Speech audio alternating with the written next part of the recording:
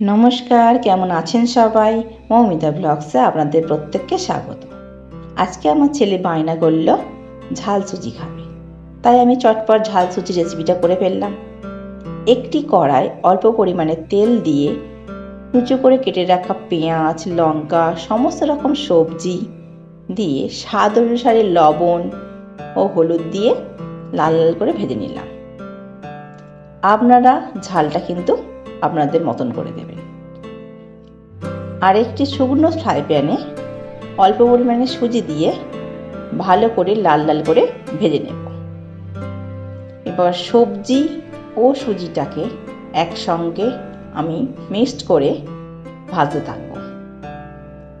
এতে অল্প পরিমাণে আমি কারি পাতা ও ডিম ভাজা দিয়েছি, এতে খেতে খুব ভালো লাগে। এতে অল্প পরিমাণের জল দেবেন। জলটি এমনই দেবেন যেন সুজিটা সেদ্ধ হয় আর সুজিটা ঝুরো ঝুরোও থাকে, এতে সুজিটা খেতে ভালো লাগে। এই সুজিটি গরম গরম সার্ভ করে দেখবেন, খুব সুন্দর খেতে লাগে। আপনাদের এই রেসিপিটা কেমন লাগলো তা অবশ্যই কমেন্ট করে জানাবেন। ভালো লেগে থাকলে লাইক ও শেয়ার করবেন।